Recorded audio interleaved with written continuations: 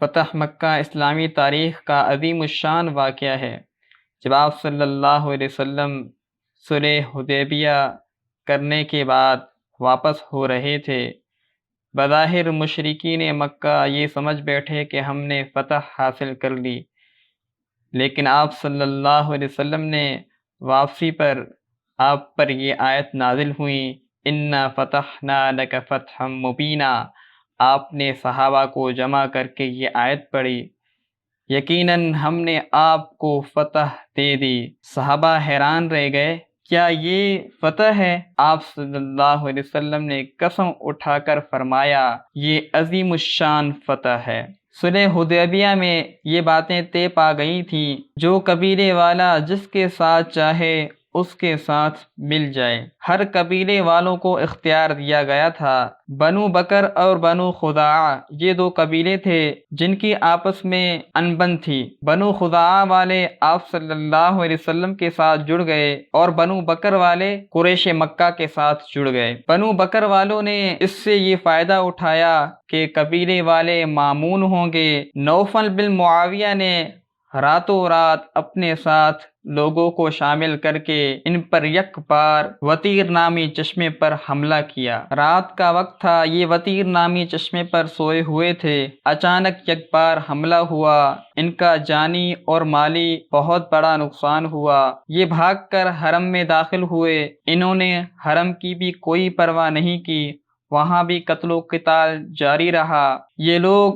بدیل بن ورقہ خزاعی کے گھر میں داخل ہوئے کہ وہاں ہمیں پناہ مل جائے۔ انہوں نے وہاں بھی مارا، کوٹا اور مال لوٹا۔ قریش والوں نے ان کی امداد کی، اس میں انہوں نے لوگ بھی فراہم کیے اور مال بھی دیا۔ عمر بن خزاعی آپ صلی اللہ علیہ وسلم کے پاس مدینہ منورہ تشریف لائے۔ آپ اس وقت مسجد میں موجود تھے۔ انہوں نے اشعار میں اپنا دکھڑا سنایا۔ آپ صلی اللہ علیہ وسلم نے ان سے مدد کا وعدہ کیا۔ آپ صلی اللہ علیہ وسلم نے ان سے پوچھا کہ سارے بنو بکر والوں نے وعدے کی خلافی کی؟ انہوں نے عرض کیا، نہیں، بنو نفاسہ کے سردار نوفل بن معاویہ نے حملہ کیا۔ تو آپ صلی اللہ علیہ وسلم نے ایک قاصد کو مکہ مکرمہ کی طرف یہ پیغام دے کر بھیجا، نمبر 1، بنو خزاعہ والوں کا مالی اور جانی تاوان دیا جائے۔ نمبر 2، قریش مکہ بنو نفاسہ والوں سے علیحدگی اختیار کریں۔ نمبر 3، حدیبیہ کے معاہدے کو ختم کر دیا جائے۔ قرط بن عمر نے کہا، نہ ہم مقتولین کا تاوان دیں گے، نہ ہم ان سے تعلقات توڑیں گے، ہاں ہم صلح حدیبیہ کے معاہدے کو ختم کرتے ہیں۔ گویا کہ ان کی طرف سے یہ اعلان جنگ تھا۔ بعد میں پچھتاوا ہوا اور ابو سفیان کو بعد میں اس بات پر پشیمان ہوئے اور ابو سفیان کو مدینہ منورہ کی طرف اس غرض سے روانہ کر دیا گیا کہ صلح کی مدت کو بڑھایا جائے۔ ابو سفیان مدینہ المنورہ میں اپنی بیٹی ام المؤمنین حضرت ام حبیبہ رضی اللہ تعالی عنہ کے گھر آئے۔ ایک بستر بچھا ہوا تھا، ام حبیبہ رضی اللہ تعالی عنہ نے وہ بستر لپیٹ دیا۔ ابو سفیان نے کہا، یہ بستر میرے قابل نہیں تھا یا میں اس بستر کے قابل نہیں تھا؟ ام حبیبہ رضی اللہ تعالی عنہ نے جواب دیا، ایک مشرک جو شرک کی گندگی میں ملوث ہے، وہ رسول اللہ صلی اللہ علیہ وسلم کے بستر پر نہیں بیٹھ سکتا۔ ابو سفیان وہاں سے اٹھ کر مسجد تشریف لے گئے اور بارگاہ رسالت میں پیش ہوئے اور اپنی غرض بیان کی۔ آپ صلی اللہ علیہ وسلم نے ان کو کوئی خاطر خواہ جواب نہیں دیا۔ حضرت علی رضی اللہ تعالیٰ عنہ کی تجویز پر عمل کیا اور مسجد میں جا کر تجدید معاہدے کا اعلان کیا اور مکہ واپس ہو گئے۔ حاطب بن ابی بلتہ رضی اللہ تعالیٰ عنہ کے اہل و عیال مکہ مکرمہ تھے۔ انہوں نے اپنے اہل و عیال کی حفاظت کی غرض سے ایک خط سارہ نامی عورت کو دیا۔ آپ صلی اللہ علیہ وسلم کو وحی کے ذریعے سے پتہ چل گیا۔ آپ صلی اللہ علیہ وسلم نے حضرت علی، حضرت مقداد، حضرت زبیر رضی اللہ عنہم اجمعین کو پہلے سے ہی بتا دیا تھا کہ فلاں مقام فلاں عورت ہوگی، اس کے پاس خط ہوگا۔ تو یہ حضرات گئے مقام خاک میں، جیسے آپ صلی اللہ علیہ وسلم نے ان کو بتایا تھا ویسے ہی ہوا۔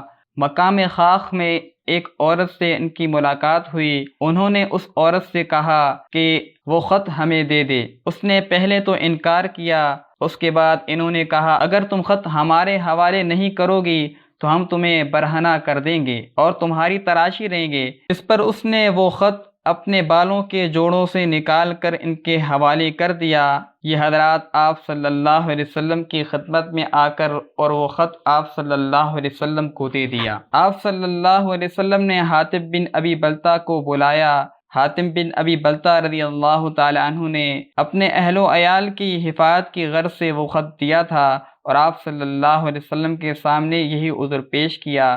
آپ صلی اللہ علیہ وسلم نے ان کا یہ عذر قبول کر لیا کیونکہ حاتب بن ابی بلتہ رضی اللہ تعالیٰ عنہ بدری صحابیوں میں سے ہیں، اور آپ صلی اللہ علیہ وسلم نے ان کی تصدیق بھی کی۔ آپ صلی اللہ علیہ وسلم سن 8 ہجری 10 رمضان المبارک نماز عصر کے بعد 10,000 صحابہ کے ساتھ مکہ کی طرف فتح کی غرض سے روانہ ہوئے۔ آپ صلی اللہ علیہ وسلم کی مقام جوفہ یا مقام ذوالحلیفہ میں حضرت عباس رضی اللہ تعالیٰ عنہ کے ساتھ ملاقات ہوئی۔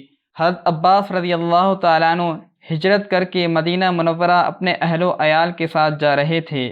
آپ صلی اللہ علیہ وسلم کے حکم سے وہ لشکر میں شریک ہوئے اور سامان مدینہ کی طرف روانہ کر دیا۔ جب آپ صلی اللہ علیہ وسلم ابوا مقام پر پہنچے، ابو سفیان بن حارث، عبداللہ بن ابی امیہ آپ کی ملاقات کی غرض سے آئے۔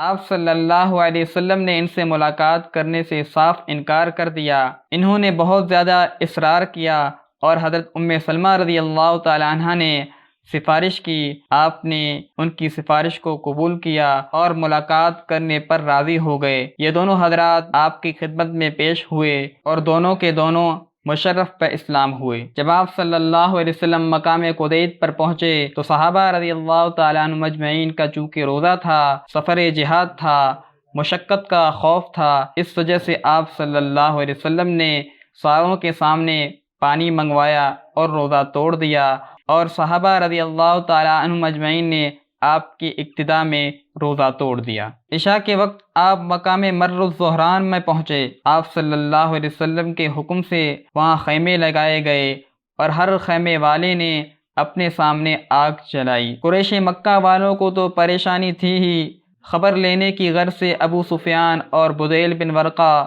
جب مکہ سے روانہ ہوئے، مر الزہران میں پہنچے تو دیکھا کہ آگ جل رہی ہے۔ تو ابو سفیان نے پوچھا کہ یہ آگ کیسی ہے؟ بدیل بن ورقہ نے جواب دیا لگتا ہے کہ بنو خزاعہ والے ہیں۔ ابو سفیان نے کہا کہ وہ تعداد میں تو بہت کم ہیں۔ یہ باتیں ہو ہی رہی تھی، حکیم بن حزام بھی ان کے ساتھ تھے۔ چوکیدار رسول نے ان کو دیکھا اور حراست میں لے لیا۔ حضرت عباس رضی اللہ تعالیٰ عنہ اس وقت گشت کر رہے تھے۔ ابو سفیان کی آواز کو پہچان لیا اور ان حضرات کے پاس آ گئے۔ حضرت عباس رضی اللہ تعالیٰ عنہ نے ان کو اپنے خچر پر بٹھایا اور حضور صلی اللہ علیہ وسلم کی خدمت میں پیش کیا۔ بدیل بن ورقہ، حکیم بن حزام، یہ دونوں کے دونوں اسی وقت مسلمان ہو گئے۔ حضرت عباس رضی اللہ تعالیٰ عنہ کو حکم دیا ابو سفیان کو اپنے خیمے میں لے جائیں اور صبح کے وقت میرے پاس لے آئیں۔ چنانچہ اسی طرح ہوا۔ حضرت عباس رضی اللہ تعالیٰ عنہ صبح کے وقت ابو سفیان کو آپ صلی اللہ علیہ وسلم کی خدمت میں حاضر کیا۔ آپ صلی اللہ علیہ وسلم ان کو دعوت دیتے رہے اور ابو سفیان آپ صلی اللہ علیہ وسلم کی تعریف کرتے رہے، اور حضرت عباس رضی اللہ تعالیٰ عنہ بھی ان کو سمجھاتے رہے کہ جان بچانے کا ایک یہی ذریعہ ہے کہ تو اسلام لیا۔ آپ صلی اللہ علیہ وسلم کی مستقل دعوت حضرت عباس رضی اللہ تعالیٰ عنہ کے سمجھانے پر یہ اسلام لے آئے۔ آپ صلی اللہ علیہ وسلم نے حضرت عباس رضی اللہ تعالیٰ عنہ کو حکم دیا کہ اس کو پہاڑ کی چوٹی کی طرف لے جائیں۔ چنانچہ انہوں نے اسی طرح کیا۔ حضرت عباس رضی اللہ تعالیٰ عنہ ان کو پہاڑ کی چوٹی کی طرف لے گئے اور وہاں سے لشکروں کا گزر ہوتا رہا۔ سب سے پہلے حضرت خالد بن ولید رضی اللہ تعالیٰ عنہ 1000 لشکر کے ساتھ گزرے اور اس کے بعد چھوٹے بڑے لشکر گزرتے رہے۔ ابو سفیان ہر لشکر کے گزرنے پر پوچھتے کہ یہ کون ہیں؟ حضرت عباس رضی اللہ تعالیٰ عنہ قبیلے کا نام بتاتے۔ ابو سفیان کہتے مجھے ان سے کیا واسطہ۔ سب سے آخر میں حضور صلی اللہ علیہ وسلم کا لشکر گزرا جو 5000 افراد پر مشتمل تھا، جس میں انصار اور مہاجرین تھے۔ حضرت سعد رضی اللہ تعالیٰ عنہ کے ہاتھ میں جھنڈا تھا اور وہ لشکر کے آگے تھے۔ انہوں نے ابو سفیان کو دیکھ کر نعرہ تکبیر بلند کیا اور کہا کہ الیوم یوم الملحمہ، آج قتال کا دن ہے اور مکہ مکرمہ سے بھی حرمت اٹھائی گئی ہے۔ ابو سفیان نے پوچھا یہ کون لوگ ہیں؟ حضرت عباس رضی اللہ تعالیٰ عنہ نے فرمایا یہ مہاجرین و انصار ہیں اور آپ صلی اللہ علیہ وسلم بھی ان میں موجود ہیں۔ جب آپ صلی اللہ علیہ وسلم کا اس کے سامنے گزر ہوا، ابو سفیان نے آپ صلی اللہ علیہ وسلم سے پوچھا کہ آج آپ اپنے قبیلے والوں کو قتل کر دیں گے؟ تو آپ صلی اللہ علیہ وسلم نے فرمایا نہیں۔ انہوں نے حضرت سعد رضی اللہ تعالیٰ عنہ کے بارے میں فرمایا تو انہوں نے یہ کہا ہے الیوم یوم الملحمہ۔ آپ صلی اللہ علیہ وسلم نے ان کے جواب میں فرمایا نہیں بلکہ الیوم یوم المرحمہ، آج معافی کا دن ہے۔ آپ صلی اللہ علیہ وسلم نے حضرت سعد بن معاذ رضی اللہ تعالیٰ عنہ کو معزول کر کے ان کے بیٹے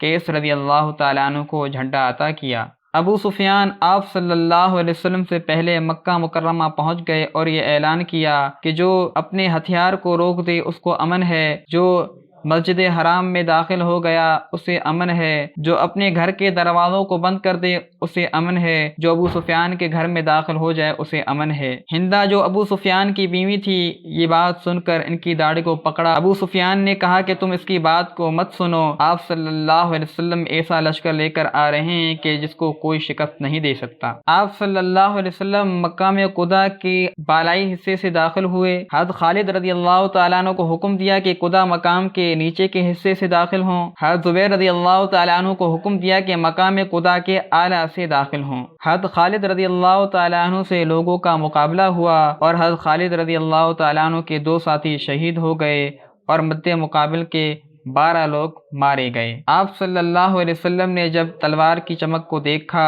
تو ان کو بلایا، یہ کیا ہے؟ میں نے تم کو لڑائی کرنے سے منع نہیں کیا تھا۔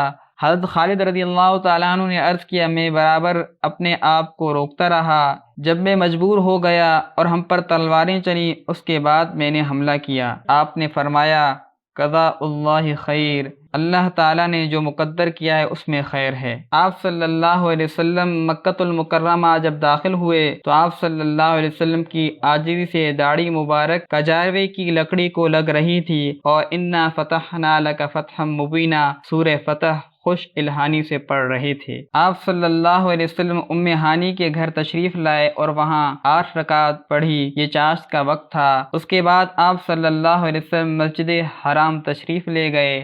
آپ صلی اللہ علیہ وسلم نے اپنی اونٹنی پر ہی طواف کیا۔ جب آپ صلی اللہ علیہ وسلم طواف سے فارغ ہوئے، عثمان بن طلحہ جس کے پاس بیت اللہ کی چابی تھی اس کو منگوایا اور دروازہ کھلوایا، اور آپ صلی اللہ علیہ وسلم نے وہ وقت یاد دلوایا کہ جب آپ صلی اللہ علیہ وسلم نے ان سے صرف 2 رکعت پڑھنے کے لیے بیت اللہ کی چابی مانگی تھی اور انہوں نے نہیں دی تھی۔ آپ صلی اللہ علیہ وسلم نے اس وقت کہا تھا عثمان اس وقت کیا حال ہوگا جب یہ چابی میرے ہاتھ میں ہوگی۔ آپ صلی اللہ علیہ وسلم نے چابی لے کر دروازہ کھلوایا اور آپ صلی اللہ علیہ وسلم وہاں بیت اللہ میں تصویریں اور بت رکھے ہوئے تھے۔ آپ نے تصویروں کو مٹوایا اور اپنی لاٹھی سے بتوں کی طرف اشارہ کرتے رہے اور بت خود بخود گرتے گئے۔ اس کے بعد آپ صلی اللہ علیہ وسلم نے بیت اللہ کو زمزم کے پانی سے دھلوایا۔ آپ صلی اللہ علیہ وسلم نے بیت اللہ میں نماز پڑھی۔ جب آپ صلی اللہ علیہ وسلم نماز سے فارغ ہوئے،